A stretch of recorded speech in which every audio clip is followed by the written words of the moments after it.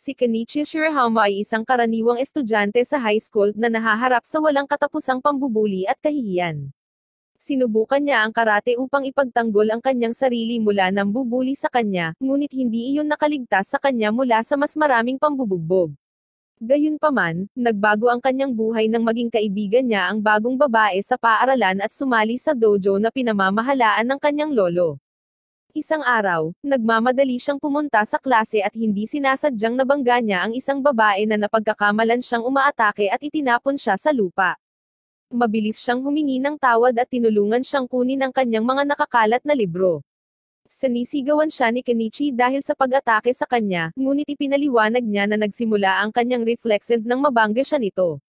Magkasamang pumunta sa paaralan, kumpiyansa siyang tumalon sa isang ilog at hinikayat siya na gawin din iyon, ngunit nahuhulog siya, at kailangan niyang iligtas siya. Pagdating sa paaralan, si Kenichi ay pinatayo sa labas dahil sa pagiging late, habang ang babae ay ipinatawag, at ipinakilala sa klase bilang si Furenji Maiyo. Kapag nabalitaan ng guro na galing siya sa isang prestihiyosong paaralan, kino-question niya ang kanyang katalinuhan. Ipinakilala ni Maiyo ang kanyang sarili sa klase at ipinaalam sa guro na sasama siya kay Kenichi sa labas bilang parusa sa pagiging late. Sa labas ng klase, tinanong ni Maiyo kung gusto niya itong maging kaibigan. Hindi makapaniwala si Kenichi na isang magandang babae ang gustong makipagkaibigan sa kanya. Pagkatapos ng klase, si Kenichi ay nagmamadaling pumunta sa karate club gaya ng dati, ngunit pinigilan siya ng isang lalaki na nagngangalang Haro at sinimulan siyang i-bully. Tinawag niya itong duwag at nagtanong tungkol kay Maiyo, ngunit kapag hindi niya nakuha ang inaasahang sagot, ginamit niya ang pisikal na pag-atake kay Kenichi. Sa karate club, siya ay binugbog ng husto, at pinagtatawanan siya ng lahat na tinatawag siyang talunan. Kapag natapos ang session sa club, siya ay inutusan upang gawin ang lahat ng paglilinis. Pagkatapos niyang tapusin ang kanyang gawain, nagsimula siyang magsanay sa isang punching bag, ngunit pinigilan siya ng isang lalaking tinatawag na Damanji at sinuntok siya sa bituka, na nagsasabing hindi siya karapat-dapat na mapabilang sa club na ito dahil mahina siya. Pinagbantaan siya ni Damanji na umalis sa club, ngunit tinanong ni Kenichi kung maaari ba siyang magpatuloy kung magiging malakas siya. Bilang tugon, kinukutya siya ni Damanji, hinahamon siya sa isang laban pagkatapos ng isang linggo, kung saan ang matatalo ay kailangang umalis sa club. Mamaya sa kanyang pag-uwi, nagbasa siya ng isang libro tungkol sa pagiging malakas at ng arap tungkol sa pagiging isang bayani na nakikipaglaban sa mga kontrabida. Bigla siyang nakakita ng mga masasamang tao na gumugulo kay Maiyo at sa isang matanda. Imbes na maging bida, tumakas si Kenichi. Naiinis siya sa sarili niya sa pagiging duwag, dahil nasa panganib ang babaeng gustong maging kaibigan siya. Dahil sa pagiging guilty, bumalik siya sa eksena para subukang pigilan ang mga masasamang tao. Umaasa siyang isang suntok ang tatama sa kanila, ngunit kapag nangyari ito, wala itong epekto. Dahil sa galit nito, hinawakan nila siya at naglabas ng kutsilyo. Bago nila magawa ang anumang bagay, mabilis na pumagitna si Maiyo at madaling natalo ang mga umaatake. Ang mga magnanakaw ay umatras, at muli niyang pinasalamatan si Kenichi ng walang dahilan, na tinawag siyang matapang. Ipinahayag ni Maiyo ang kanyang kasiyahan sa pagkakaroon niya bilang kanyang unang kaibigan, at sinabi niya sa kanya ang tungkol sa kanyang mga karanasan sa karate club. Ipinaliwanag niya na ang karate ay itinatag para sa mga mahihina upang manindagan laban sa mga nananakot.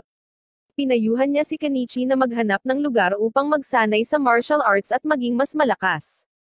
Pagkuha ng kanyang payo, dumating siya sa lugar sa tulong ng isang mapa na iginuhit niya para sa kanya. Sinubukan niyang buksan ang pinto, ngunit walang nangyari.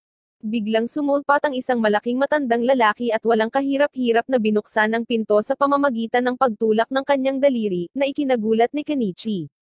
Sa takot, nagmamadali siyang umalis, ngunit pinigilan siya ng matanda. Tinanong ni Kenichi kung ang matandang lalaki ay ang master ng martial arts, ngunit ang matanda, sa pag-aakalang siya ay mapagpakumbaba, ay itinanggi ito, sinabing hindi pa siya natatalo sa laban sa kanyang buhay. Namangha, sinabi sa kanya ni Kenichi na pinapanto siya ni Maiyo dito, at nang marinig ito, pinapasok siya ng matandang lalaki sa loob. Nakatagpo nila ang isang lalaking nagngangalang Apachay, na masiglang nagsasanay sa kanyang mga kasanayan sa pagsuntok. Nang mapansin niya si Kenichi, nasasabik siya at ipinakita ang kanyang kakayahan sa pamamagitan ng pagsuntok sa pader. Nagpatuloy sila sa paglilibot at nakasalubong nila ang isang babae sa isang silid. Nakikita niyang cute siya, pero laking gulat niya nang madali nitong naputol ang lahat ng blade sa isang paghampas ng espada nito. Inaatake niya ang isang tao dahil sa pagtatangkang kunan siya ng litrato, at muntik nang matamaan ng isa sa kanyang ninja shuriken si Kenichi, ngunit pinigilan ito ng matandang lalaki at binalaan siyang laging mag-ingat. Pagkatapos ay ipinakilala siya sa isang taong nagngangalang Shio para sa kanyang pagsasanay, ngunit mukhang hindi interesado si Shio na kunin siya bilang isang disipulo. Ipinakita niya ang kanyang nakamamatay na mga galaw at binalaan siya na kung sasanayin niya si Kenichi, mamamatay siya sa loob ng 3 araw. Dahil sa ayaw niyang mamatay kaagad, naghanda si Kenichi na umalis, iniisip na kakaiba ang dojo. Gayunpaman, kapag nakakita siya ng isa pang nakakatakot na lalaki, siya ay biglang nahimatay. Makalipas ang ilang oras, ginaisang siya ni Maiyo at tinanong kung ayos lang siya. Sinabi niya sa kanya na umalis kasama niya, isinasaalang-alang ang lugar na mapanganib, ngunit si Maiyo ay tumanggi at ginulat siya sa pamamagitan ng pagbubunyag na ang lugar na ito ay kanyang tahanan, at ang matandang lalaki ay walang iba kundi ang kanyang lolo. Ipinakilala niya si Kenichi sa isang grupo ng mga bihasang martial artist at ipinaliwanag ang tungkol sa lugar na ito na kilala bilang Ryazan Poko. Kabilang sa mga ito ay si Shio Sakaki, ang karate fighter. Si Apachay, ang master ng Muay Thai boxing, si Ken Saimer, bihasa sa iba't ibang Chinese martial arts. Si Aki Same Kotsuji, isang warrior philosopher, at Sugar Kasaka, dalubhasa sa swordplay at weapon handling. Pagkatapos ay ipinakilala ng matanda ang kanyang sarili bilang pinuno ng bahay, at lahat ng impormasyong ito ay nagpapabagabag kay Kenichi. Sa halip na iligtas siya sa pagkakataong ito, nagdahilan si Maiyo at humakbang palayo para gumawa ng tsaa, iniwan siyang mag-isa kasama ang mga manlalaban na ito. Sinuri nila si Kenichi, nagtataka kung bakit siya dinala dito ni Maiyo. Nag-isip sila kung outrage si Kenichi sa hamon. Direkta siyang kinausap ng matanda, nagtatanong kung handa na ba siyang sumama sa kanila sa Ryazan Poko. Siya ay nag-aalangan sa una, at sa kalaunan ay sumang-ayon, sinabi na ang pagsali sa kanila ay maaaring makatulong sa kanya na maging mas malakas. Ibinigay sa kanya ni Kenzie ang isang form upang punan ang kanyang mga personal na detalye at hinihiling sa kanya na magbayad ng $200 bawat buwan. Nang makita siyang nabalisa sa presyo, ibinaba ito ni Kenzie sa $100 at kalaunan sa $50. Parang pera lang ang gusto nila, at wala silang pakialam kung magkano, basta makuha lang nila.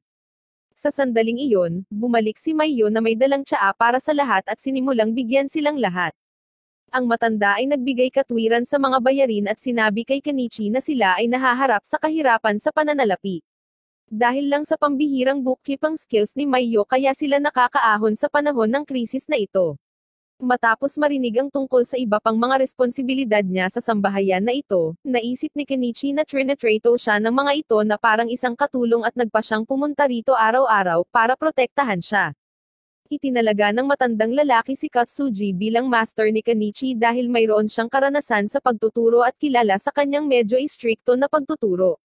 Si Kenichi ay natatakot na para sa kanyang buhay at nagsimulang magsisi sa kanyang desisyon.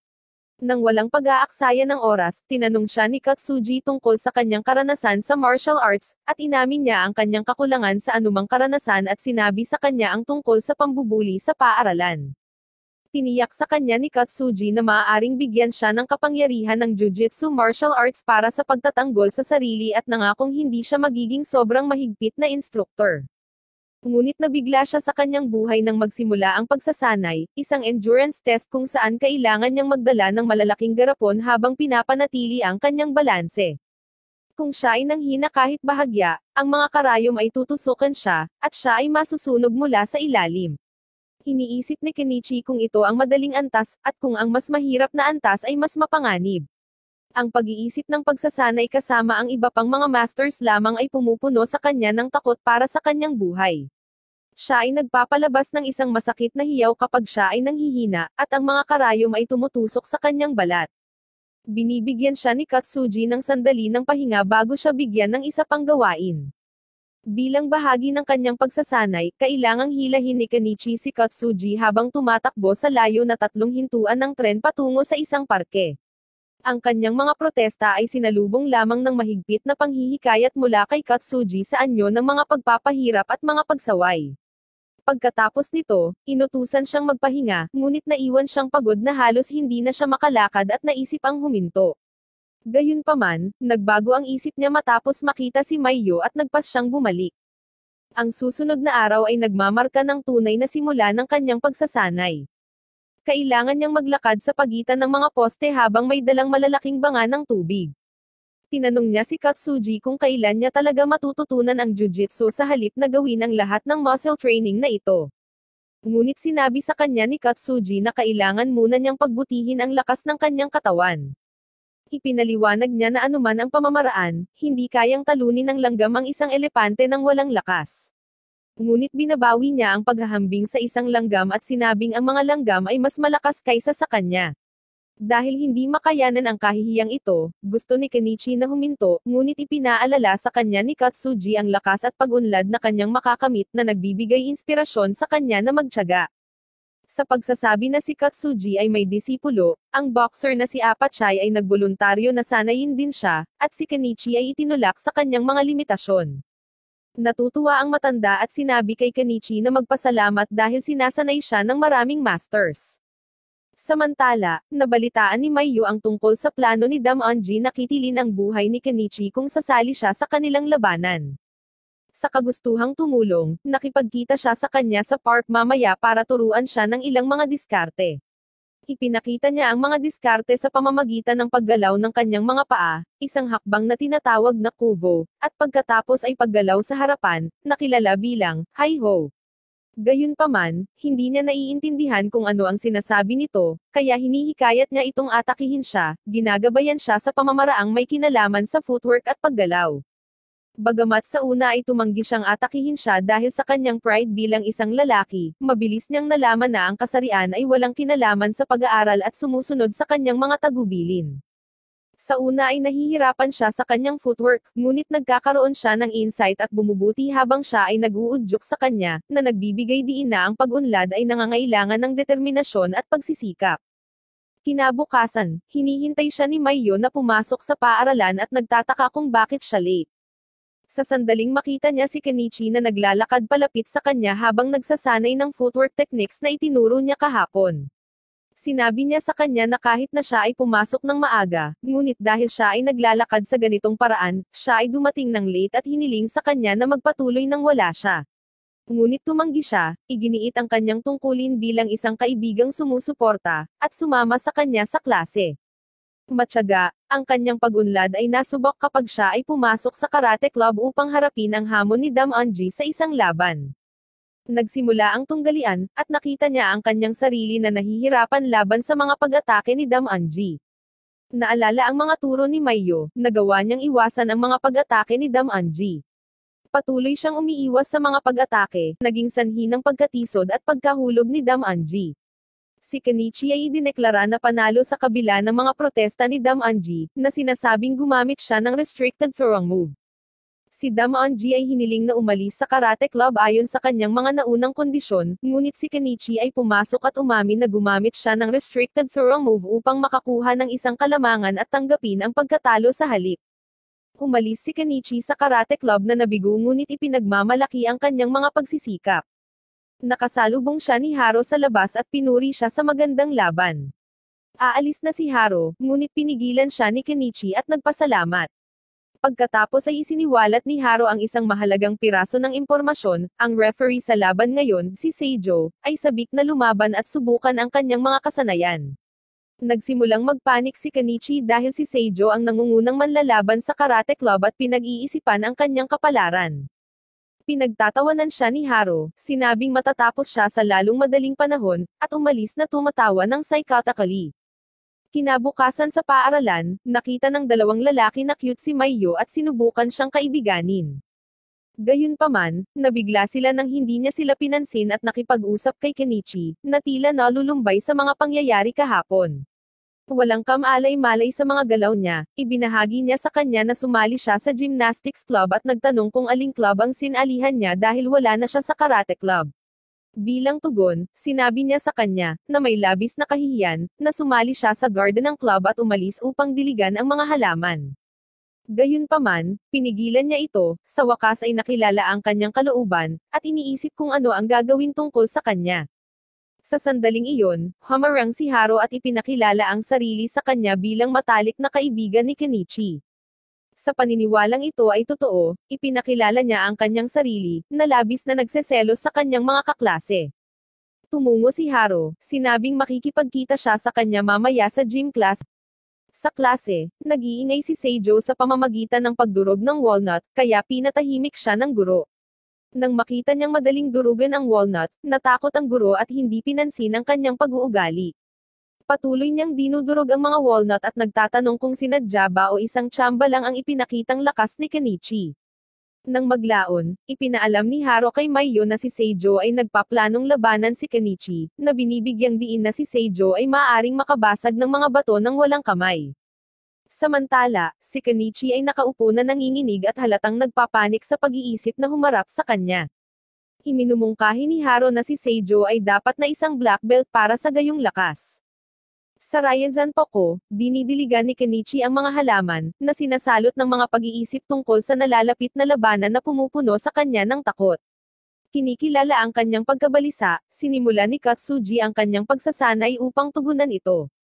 Tumatakbo siya na parang kabayo habang karga-karga si Katsuji, at nagbibigay si Kenzi ng mga aralin sa mga pagsasanay sa pagpapalakas ng binti, na binibigyang diin ang kahalagahan ng malalakas na binti sa martial arts. Sinubukan ni Apachai na ipakita ang kanyang warm-up routine kay Kenichi, ngunit si Kenichi ay tumakas mula sa eksena. Hinarap ni Shio si Maiyo tungkol sa teknik na itinuro niya sa kanya at sinabi sa kanya na bagaman tinuruan niya siya na tulungan siyang manalo laban sa bully. Makaakit lamang ito ng mas malalakas na kalaban na ngayon ay gustong subukan ang lakas ni Kenichi. Ipinakita niya na mahuhulaan ni Shio kung ano ang nangyayari at napagtanto niya na ang dahilan kung bakit hindi siya tinuruan ng mga masters ng anumang mga diskarte ay dahil sa mismong kadahilanang ito. Ipinaalam sa kanya ni Shio na kulang si Kenichi ng pangunahing core strength at dahil sa kanya, mahihirapan siya sa ibang mga estudyante. Sa kabilang banda, si Kenichi ay pinalipad ni Apachai at nauwi sa matinding pinsala. Siya ay ginaisang ng kanyang kapatid na babae sa bahay, at nagsimula siyang gumanda, iniisip na siya ay namatay at nasa langit na. Pagkatapos, ipinahayag ng kanyang kapatid na babae ang kanyang pag-aalala tungkol sa kanyang kapakanan. Sa hapunan, tinanong siya ng kanyang ama tungkol sa kanyang madalas na pinsala at tinanong kung talagang sumali siya sa isang lehitimong dojo. Inamin niya na hindi ito lihai-timo at itinatakwil ang ideya ng pagiging lihai-timo. Tumakbo siya palayo sa kanyang silid, at sinundan siya ng kanyang kapatid na babae, na sinasabing siya ay binubuli din sa dojo. Determinado na protektahan ang kanyang anak, kumuha ng baril ang kanyang ama, ngunit tiniyak ng ina ni Kenichi na ang pagpayag ni Kenichi na tumayo ng hindi umatras ay tanda ng kanyang determinasyon, at dapat siyang magkaroon ng pananampalataya sa kanyang anak sa pagpili ng dojo na ito. Kinabukasan, umakyat sina Kenichi at Maiyo sa bakod ng paaralan sa pagtatangkang iwasan si Seijo, at naobserbahan niya na araw-araw ay lumalakas si Kenichi. Sa gymnastics class, ang isang batang babae na nagngangalang Chihiro ay nakatanggap ng papuri para sa kanyang pagganap, ngunit kapag ipinakita ni Maiyo ang kanyang flexibility sa panahon ng mga stretch-up, sa halip ay pinupuri siya ng lahat. Nang makita ito, nagseselo si Chihiro at hinahamon siyang gumanap. Huminga ng malalim si Maiyo at ipinakita ang kanyang pambihirang kakayahan sa himnastiko. Lahat ay nagpupuri sa kanya habang si Chihiro ay nalulunod sa selos. Pinupuri nila siya bilang isang master at ipinahayag ang kanilang pagnanais na turuan siya. Samantala, si Kenichi ay palihim na lumilibot sa locker room sa pagtatangkang iwasan si Seijo, ngunit gaya ng swerte, lumapit si Seijo sa kanya mula sa likuran at ginulat siya. Dinala siya ni Seijo sa labas at hiniling na lumaban, ngunit nakiusap siyang palayain. Tinutuya siya ni Seijo, tinawag siyang duwag na nag-udyok sa kanya na tanggapin ang hamon. Si Kenichi ay nadaig at nabugbog ng masama ni Seijo. Sa kabila ng pagkatalo, tumanggi siyang sumuko at sinipa siya ni Seijo para bitawan, at sa huli ay umatras siya pagkatapos mapagod. Napansin ni Seijo na nagkaroon siya ng pasa sa mahigpit na pagkakahawak ni Kenichi sa kanya. Umuwi si Mayo upang hanapin doon si Kenichi at nagtanong tungkol sa kanyang mga pinsala, ngunit sinabi niya sa kanya na nahulog siya mula sa hagdan at umalis. Ipinaalam sa kanya ni Shio na ang mga lalaki ay nag-aatubiling ipahayag ang kanilang pagdurusa sa mga babae at pinayuhan siya na hayaan siya. Sugatan, naluluha siyang natalo sa kabila ng kanyang pagsusumikap. Nagtanong si Katsuji tungkol sa kanyang mga intensyon, at ipinahayag niya ang kanyang pagnanais na harapin si Seijo at ipakilala sa kanya ang kanyang lakas at tapang. Tiniyak siya ni Katsuji at ipinaalam sa kanya na magsisimula ang kanyang technique training sa susunod na araw. Dahil sa mga pagnanasa ni Kenichi, pinag-isipan niya ang mga salita na minsan niyang sinabi sa sarili niyang guro, na nagbibigay diin sa kahalagahan ng kanyang paniniwala sa katarungan. Matapos malaman na maaaring magsanay si Kenichi sa mga diskarte bukas, ipinahayag ni Apachay ang kanyang kahandaang tulungan siya. Binalaan siya ni Katsuji tungkol sa pag-unawa sa kanyang mga limitasyon, ngunit hindi ito pinapansin ni Apachay at nananatiling masigasig sa pagkuha kay Kenichi bilang kanyang unang disipulo. Kinabukasan, nagdala si Katsuji ng isang nakakatakot na estatwa ng Buddha at ipinaalam kay Kenichi na magtuturo siya ng isang pamamaraan na tinatawag na Thurong Deity Crate. Hiniling kay Kenichi na ihagis ang rebulto, ngunit nahihirapan siyang buhatin. Inutusan siya ni Katsuji na tumuon sa sentro ng grabidad at ipinaliwanag na kung masisira niya ang balanse ng kanyang kalaban, madali niyang mapabagsak ang mga ito. Susunod, nakatanggap siya ng pagtuturo mula kay Kenzie, na nagpakita ng counter-attack technique sa tulong ni Mayo. Sinasanay niya ang pamamaraang ito, ngunit nang dumating si Apachay upang turuan siya, tumakas siya.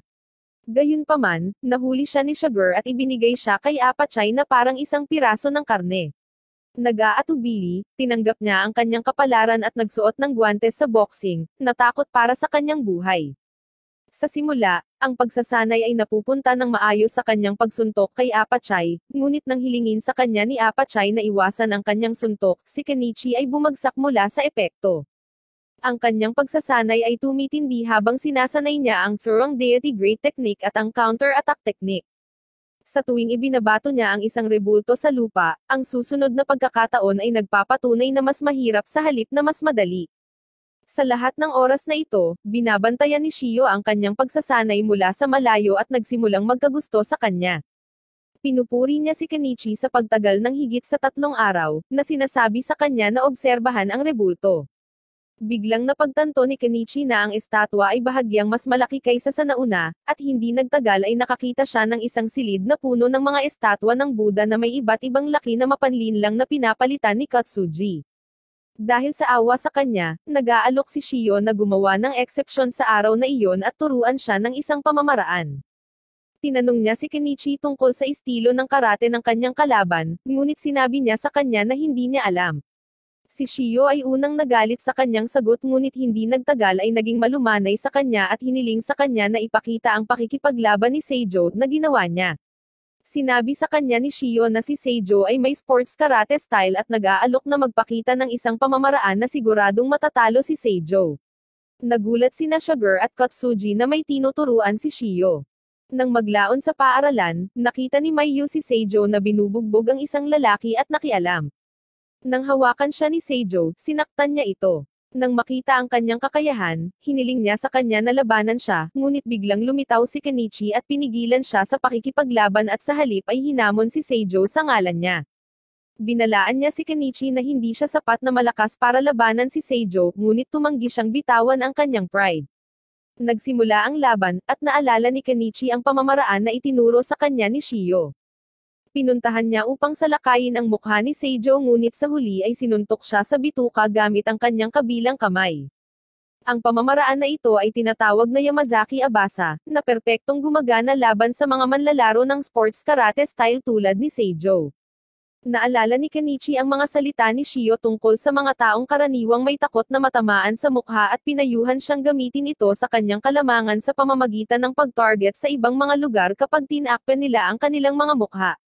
Nagalit si Seijo at sumulong, ngunit ginamit ni Kenichi ang counter-attack na pamamaraan na itinuro sa kanya ni Kenzie, at sa wakas ay ginamit ang Thurong Buddha technique para ihagis si Seijo sa lupa. Kung ikukumpara sa mga estatwa, si Seijo ay mas magaan at madaling mapabagsak ni Kenichi, na nagresulta sa kanyang pagkatalo. Sumugod si Kenichi sa kanya at tinitingnan kung buhay pa siya, nakahinga ng maluwag nang makita siyang humihinga.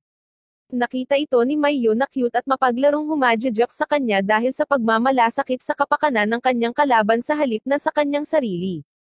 Bumalik sa dojo, buong pagmamalaki niyang ibinalita na nanalo siya laban kay Seijo, ngunit sinabi sa kanya ni Shio na hindi pa niya nahaharap ang mahirap na bahagi at malalaman niya ito sa lalong madaling panahon.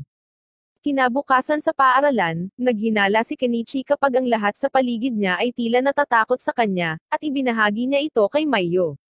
Lumalabas na ipinapahayag ni Haro sa lahat ang kanyang tagumpay laban kay Seijo, at pinagalitan siya ni Kenichi dahil dito. Gayunpaman, sinusuportahan ni Maiyo si Haro at ipinahayag na siya ang nagsabi sa kanya tungkol kay Kenichi kapalit ng 2 mangkok ng noodles. Sa sandaling iyon, nakita nila ang ilang mga thug na naghahanap sa kanya, at mabilis siyang nagtago sa likod ni Haro. Lumalabas na ang mga magnanakaw ay bahagi ng isang gang na tinatawag na Ragnar at hinahanap si Kenichi upang hamanin siya, matapos marinig ang tungkol sa kanyang tagumpay laban kay Seijo. Pagkaalis ng mga magnanakaw, tinakot siya ni Haro sa pamamagitan ng pagmumungkahi na malamang na alam nila kung saan siya nakatira at hindi titigil hanggang sa mahanap siya. Nagsimulang magpanik si Kenichi at muling natakot para sa kanyang buhay. Sa dojo, si Kenichi ay nalulula sa takot tungkol sa nalalapit na laban at nagtapat sa masters. Gayunpaman, nananatili silang walang pakialam at sinabi na dapat niyang inaasahan na may mangyayaring ganito. Doon niya napagtanto na alam na nilang makakatawag ng atensyon ang away niya kay Seijo. Hinihikayat siya ni Shio na maging pinakamalakas sa paaralan. Sa paaralan, aktibong hinahanap siya ng mga kalaban, ngunit nagawa niyang makatakas at sumilong sa garden ng club. Doon, nakilala niya ang isang batang babae na tinatawag na Yuka na nagtatanong sa motibo ni Kenichi sa pagsali sa garden ng club. Ipinaliwanag niya ang kanyang interes sa mga bulaklak at ang kanyang kasiyahan sa pagdidilig ng mga halaman. Ibinalita niya ang mga tsismis na nakapaligid sa kanya, ngunit tumanggi siya, na sinasabi na hindi siya ganoon kalakas. Biglang pumasok si Haro sa eksena, at si Kenichi, na nabalisa sa mga tsismis na kanyang ikinalat, ay pinagalitan siya at pinalayas siya sa club. Nagreklamo si Haro tungkol sa pagiging hindi pinahahalagahan at umalis bago banggitin na siya ay dumating upang ipaalam kay Kenichi ang tungkol sa mga thugs na naghahanap sa kanya. Bumalik sa dojo, ang pagsasanay ni Kenichi kasama si Apachay ay nagpapahina sa kanya. Hiniling ng ibang mga masters kay Apachay na tapusin ang pagsasanay sa kanya, para sanayin din nila siya. Nang makitang pinag-aawayan siya ng mga masters, tinanong niya kung mayroon siyang tinatagong talento sa martial arts. Gayunpaman, sinasabi nila sa kanya na siya ay mahina at wala siyang talento. Hindi makayanan ang kahihiyan, pinag-isipan ni Kenichi na wakasan ang kanyang buhay, ngunit pumagitna si Maiyo at sinubukan siyang pigilan. Tiniyak sa kanya ni Shio na hinding-hindi siya ipagkakanulo ng pagsasanay at mababasag ang isang bote para ipakita kung paano niya ito magagawa sa baba o panga ng kanyang kalaban. Ang mga salita ni Shio ay nag-udyok sa kanya, at siya ay nagsasanay sa pamamagitan ng pagsuntok sa isang kahoy na poste. Gumawa ng plano ang masters tungkol kina Kenichi at Maiyo at hilingin sa kanya na makipag-date sa kanya sa linggo. Binibigyan nila siya ng mga movie ticket at tinuturuan siyang kumpletuhin ang kanyang pag-eehersisyo at pagsasanay. Masayang sumang-ayon si Kenichi at masigasig na nagpa-practice. Lumipas ang ilang araw, at ang plano ay tila gumagana ng husto habang si Kenichi ay dumaan sa lahat ng kanyang pagsasanay na may pag-asang makasama siya sa pagpapasigla ng kanyang determinasyon. Sa araw ng kanilang date, sumakay sila sa metro papunta sa sinehan, at ibinunyag ni Maiyo na ito ang unang beses niyang manood ng sine sa isang sinehan.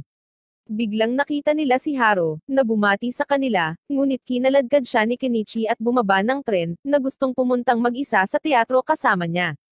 Inaasahan na maaaring naghihintay si Haro sa kanila sa susunod na istasyon, iminumungkahi niya na maglakad sila patungo sa teatro. Sa wakas ay nakarating na sila sa sinehan, at sa kanyang takot, naroon na si Haro na naghihintay sa kanya. Kaya, iminumungkahi niya na pumunta sila sa isang restaurant. Nag-aalangan siya, ayaw niyang sayangin ang mga tiket, kaya nagsimula siyang kumilos na parang gutom at nagpapatuloy na kumain ng tiket. Pumunta sila sa isang restaurant para kumain, and there she reveals that it's her first time eating in a restaurant too. Iniisip niya ang lahat ng trabaho at responsibilidad na mayroon siya sa kanyang tahanan at nagpa siya na gawing memorable ang araw na ito para sa kanya. Pagkatapos kumain, ginalugad nila ang mga kalye, naglalaro ng masasayang laro, at nakikipag-ugnayan sa isang pusa. Nang maglaon, pumunta sila sa isang amusement park, at ibinunyag niya na ito ang unang pagkakataon niya doon dahil palagi siyang nagsasanay at hindi kailanman nakakagawa ng mga normal na bagay. Ipinahayag ni Mayu ang kanyang nais na sumakay sa merry-go-round, at sumakay sila. Nakikita niya ang isang batang babae at kumaway sa kanya, at nang makita siyang masaya, siya ay nagiging masaya rin. Sa wakas ay tumungo na sila sa teatro ayon sa kanyang kahilingan, bagaman si Kenichi ay hindi interesadong pumunta dahil sa tingin niya ay maaaring naroon pa si Haro. Ngunit pagdating nila sa teatro, nakarinig sila ng mga nakakaalarmang tunog sa malapit at pumunta sila para mag-imbestiga. Doon, nasaksihan nila si Haro na inaatake ng isang grupo ng mga tulisan. Iminungkahi ni Kenichi na umalis sila at pumunta sa teatro, ngunit iginiit ni Mayu na tulungan nila si Haro. Iniisip niya ang panahon na nangako siyang tutulungan ang mahihina kung kaya niya at humarap sa mga tulisan para iligtas si Haro. Humugot siya ng lakas mula sa mga salita ni Shio tungkol sa pagsasanay, hinarap niya ang mga tulisan at sinipa ang isa na pagkatapos ay bumagsak sa lupa. Sinasamantala ni Haro ang pagkakataong ito para palakihin ang kanyang martial arts prowess para takutin sila. Pagkatapos, tinanong siya ni Mayu tungkol sa kung paano nalaman ng mga thug na nandoon sila, at isiniwalat ni Haro na isang inchik na may sombrero, na nagkataong si Kenzie ang namimigay ng schedule ng aktibidad ni Kenichi sa mga thug. Nang maglaon, hinarap ni Kenichi si Kenzie tungkol dito, na nagsabi sa kanya na ito talaga ang ideya ni Katsuji. Nagrereklamo siya na dahil sa kanila, may target na siya sa likod. Inilalarawan ni Katsuji ang kanyang ideya bilang isang matalinong diskarte at inihayag ang kanilang layunin na gamitin si Mayu bilang kanyang motibasyon. Inihayag ni Kenichi ang kanyang mga alalahanin tungkol sa pagkakasangkot sa kanya, ngunit ipinaliwanag ng mga masters na ang pamamaraang ito ay kilala bilang tough love.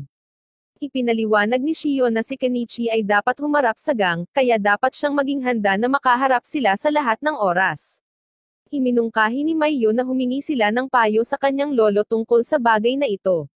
Ibinahagi ng matanda ang kanyang sariling mga karanasan ng pagiging bully at ang mga epekto sa kanyang mga nagpapahirap na naghihikayat sa kanya na maghanda para sa mga hamon sa hinaharap dahil mas maraming mga kalaban ang darating sa kanya.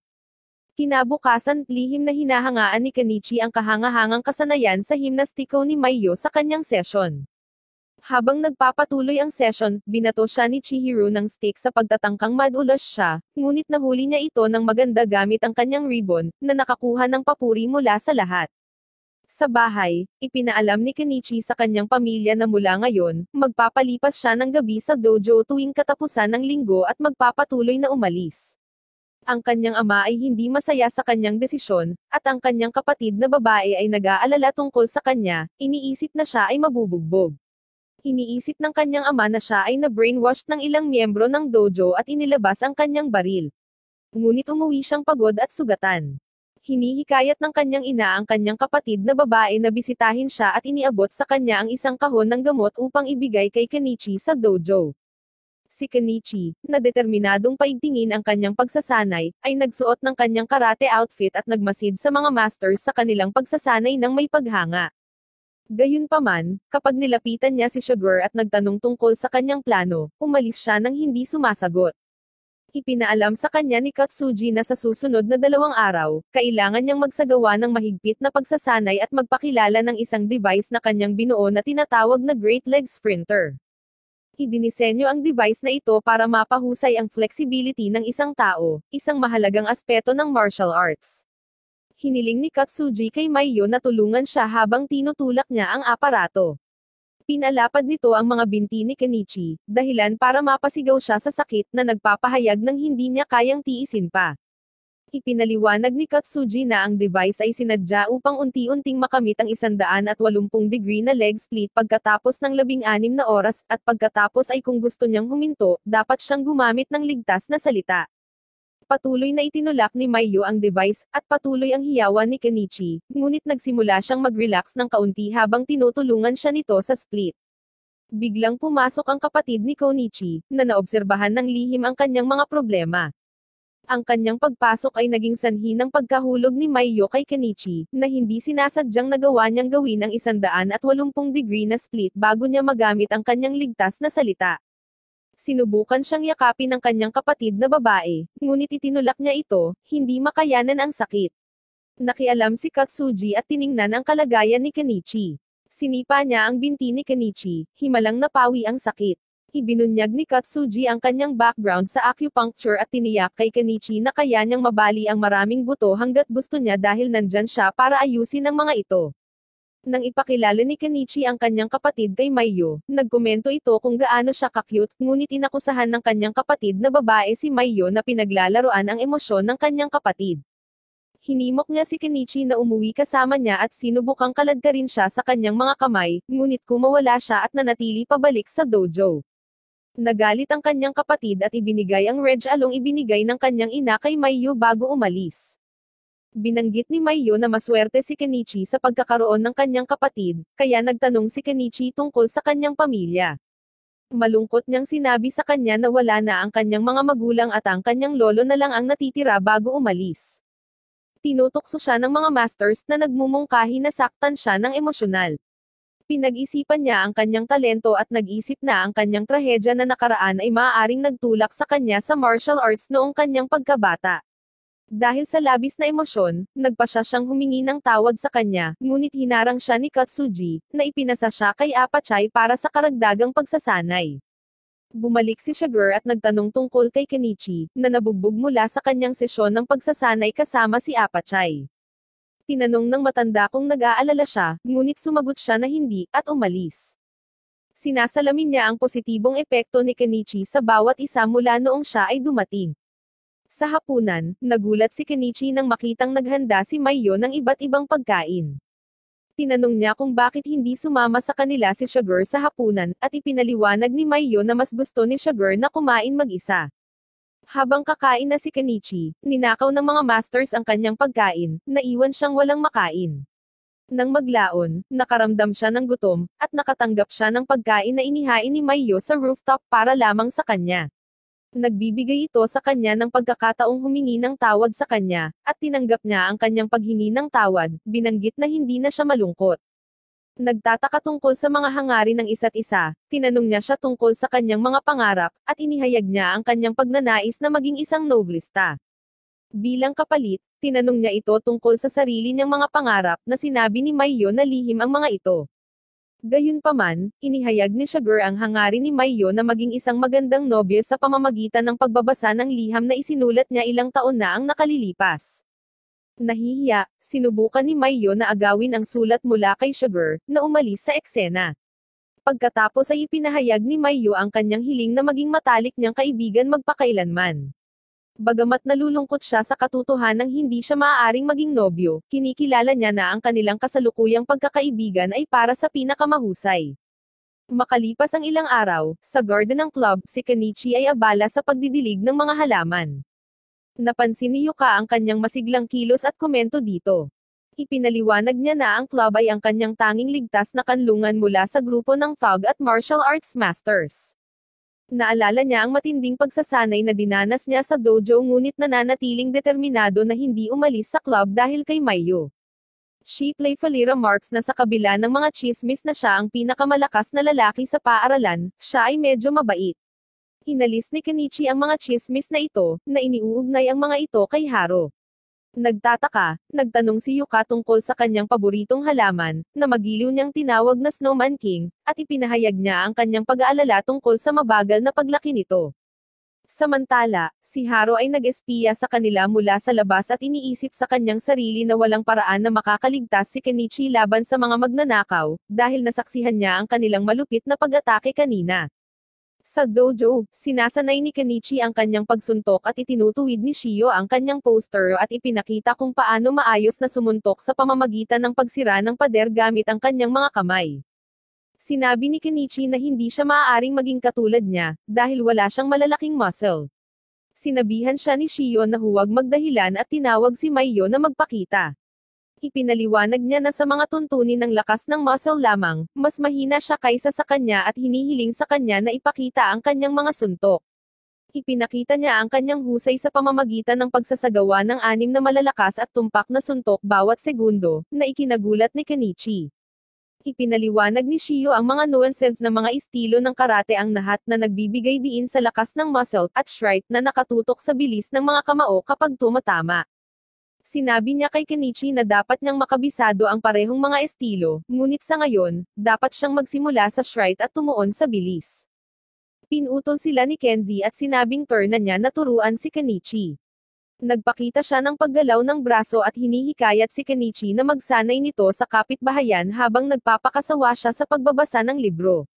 Habang ginagawa ni Kenichi ang kakaibang swinging arm movement sa mga lansangan, pinagtatawanan siya ng mga nanonood, dahilan para mapahiya siya. Gayunpaman, sa kabila nito, sineseryoso niya ang ehersisyo at nagpapatuloy. Nasaksihan ang kanyang determinasyon, sumama rin sa kanya si Maiyo. Sinabi niya sa kanya na ito ay isang ehersisyo upang paluwagin ang kanyang mga muscle at ipinaliwanag na kapag iniindayog niya ang kanyang braso ng malakas sa isang direksyon, nagkakaroon din ito ng lakas sa kabilang direksyon. Patuloy silang nag-uusap habang ginagawa ang ehersisyo. Sa hindi inaasahang pagkakataon, nakatagpo sila ng isang tulisan mula sa grupong Ragnar. Ipinakilala ng Thug ang kanyang sarili bilang si Koga at pinuntirya si Maiyo, na nagpahayag ng kanyang intensyon na gawin siyang kasintahan sa pamamagitan ng pagkatalo kay Kenichi. Galit na galit sa kanyang kapangahasan, malakas ang kanyang reaksyon, ngunit tumutugon siya ng mapanoksong tawa. Pinalibutan ng mga kaibigan ni Koga sina Kenichi at Maiyo, epektibong nahuli sila at tila imposibleng makatakas. Ngunit sa kanilang kapalaran, lumitaw si Shio nang wala sa oras at namagitan, iniisip na ito ang perpektong oras upang sanayin si Kenichi. Tinuturuan niya ito tungkol sa kahalagahan ng tamang paninindigan bago humakbang palayo para harapin niya ang mga tulisan. Umalis si Shio, at sinimula ni Koga ang pag-atake kay Kenichi, na naging sanhi ng pagkahulog niya. Galit na galit, kumawala si Maiyo mula sa pagkakahawak ng Thug at nilabanan sila. Napagtanto ni Kenichi na siya ay nagkamali sa pamamagitan ng paggalaw na masyadong mabagal at sinubukang kontrahin ang pag-atake ni Koga, ngunit nabigo ito. Kaya, ginamit niya ang swinging arm movement tech IQ ni Kenzie at natalo siya, na nagiiwan sa kanya ng disoriented.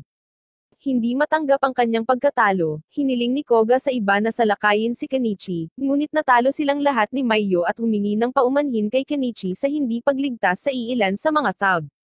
Natakot, tumakas si Koga sa eksena, tinawag siyang halimaw, at sinubukan ni Kenichi na aliwin si Maiyo.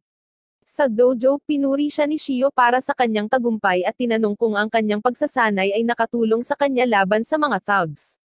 Sumagot si Kenichi na talagang nakakatulong ito, ngunit pribado niyang kinikilala na ito ay talagang pamamaraan ni Kenzie na nagpapahintulot sa kanya na matamaan ang baba ni Koga. Pagkatapos ay ipinaalam sa kanya ni Shio na si Apachay ay nabalisa sa kanya dahil sa hindi nakuha ang kanyang sesyon ng pagsasanay sa araw na iyon. Pumunta siya kay Apachay para humingi ng tawad at ipaliwanag ang sitwasyon. Kinabukasan, inatasan ni Shio si Kenichi na magsanay kasama si Maiyo, at pagkatapos ay umalis. Ganoon din ang ginawa ni Katsuji at hiniling sa kanya na magsanay sa tabi niya. Siya ay nagtuturo sa kanya na gumamit ng parehong nakakasakit at nagtatanggol na mga diskarte ng sabay-sabay at nagpapakilala ng mga bagong elemento sa kanyang gawain sa pagsasanay. Sa kanyang sesyon ng pagsasanay kasama si Apachay, sinubukan ni Kenichi na iwasan siya sa pamamagitan ng paghagis ng mga estatwa ng Buddha. Nang makita ito, nagreklamo si Katsuji tungkol sa mga nasirang estatwa kay Sugar, at tinalakay nila ang mga hindi kinaugalian na pamamaraan ng pagsasanay ni Apachay. Sa paaralan, nag-aalala si Kenichi tungkol sa kanyang pag-unlad sa pagsasanay at naghahanap ng aliw sa garden ng club. Ngunit pagdating niya sa club, natuklasan niya na si Yuka ay banihag ni Dam Anji at nasaksihan ang mga kaibigan ni Dam Anji na sinisira ang mga halaman, kasama ang paborito niyang halaman na tinatawag na Snowman King. Hinahamon siya ni Dam Anji na makipag-away, na nagbabantang sasaktan si Yuka kung hindi man. Dahil sa galit sa mga ginawa ni Dam Anji, mabilis na iniiwasan ni Kenichi ang sipa ni Dam Anji at nataman ang kanyang tiyan, na naging sanhi ng kanyang pagbagsak.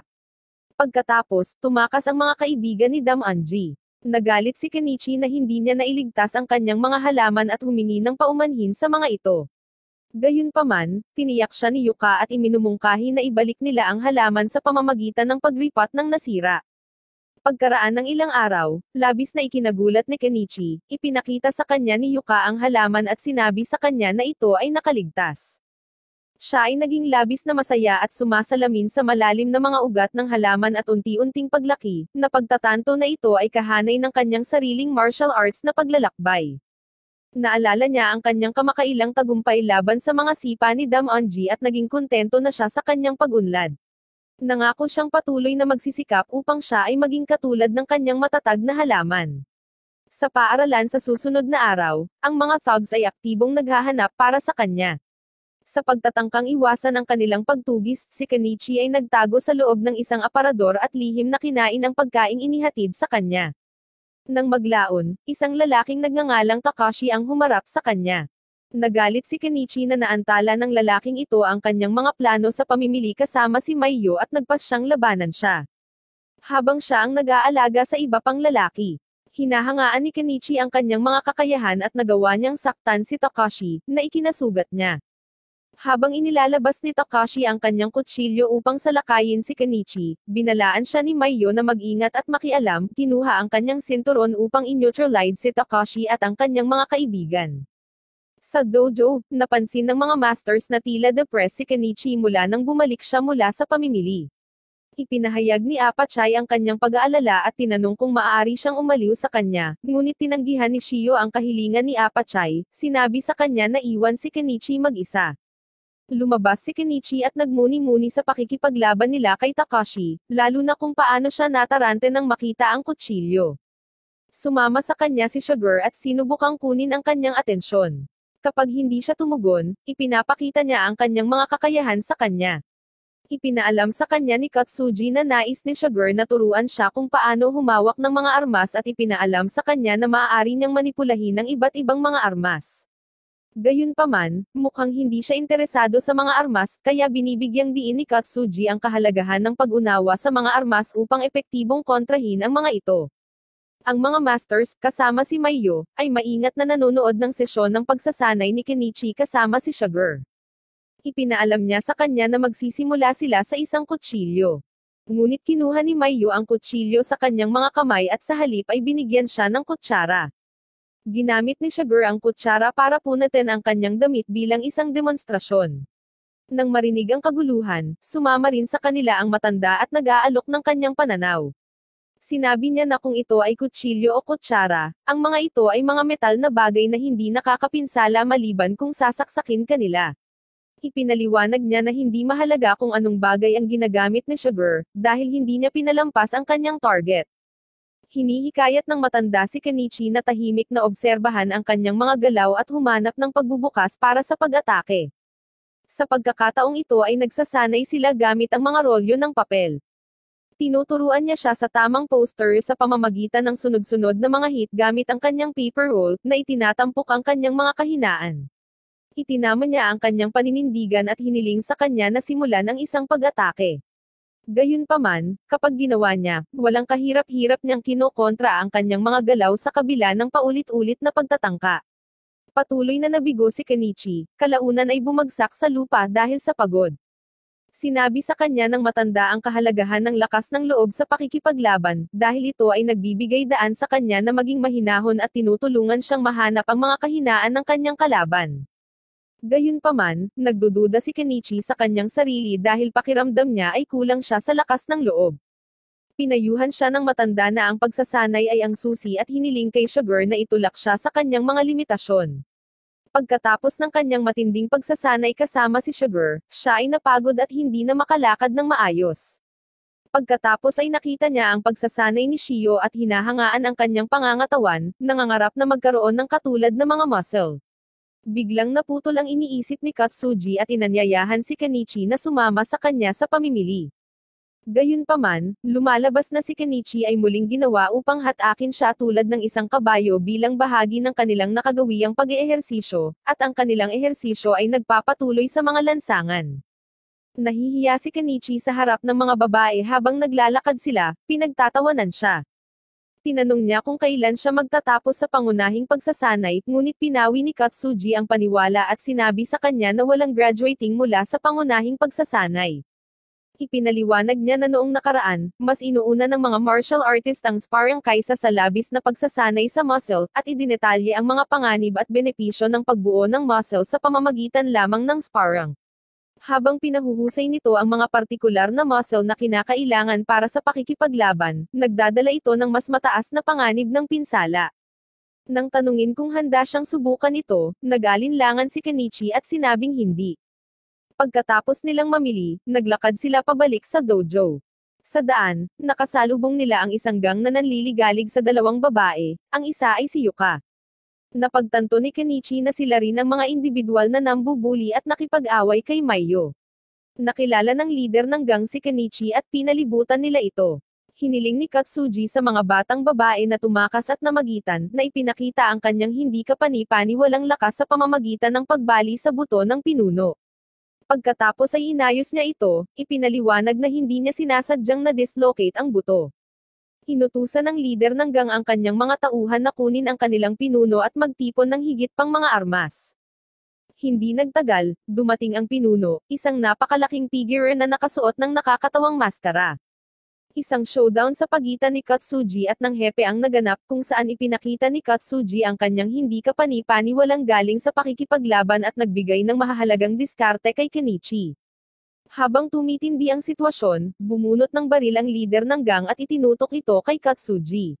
Buong kumpiyansa, nilapitan niya ang pinuno ng gang at hinayla ito sa kanyang ulo, na pinaghihiwalay ang kanilang laban upang matiyak ang kaligtasan ng mga dumadaan.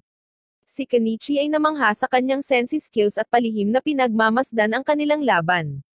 Ang kanyang nasaksihan ay parehong nakakatakot at nagpahanga sa kanya tungkol kay Katsuji, na humantong sa kanya na sumumpa na panatilihing lihim ang insidente at hindi ito ibunyag sa sinuman.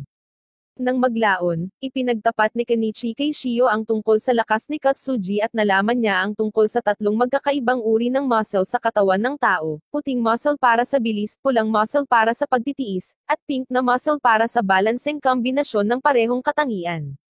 Ipinahayag sa kanya ni Shio na sinaway ni Katsuji ang tradisyonal na karunungan sa pagsasanay at sumailalim sa kakaibang pagsasanay sa loob ng 20 taon upang ibahin ang lahat ng kanyang mga muscle sa kulay rosas na mga muscle. Pagkatapos, naghanda si Kenichi na umalis ng bahay, ngunit nag-aalala si Maiyo tungkol sa kanya.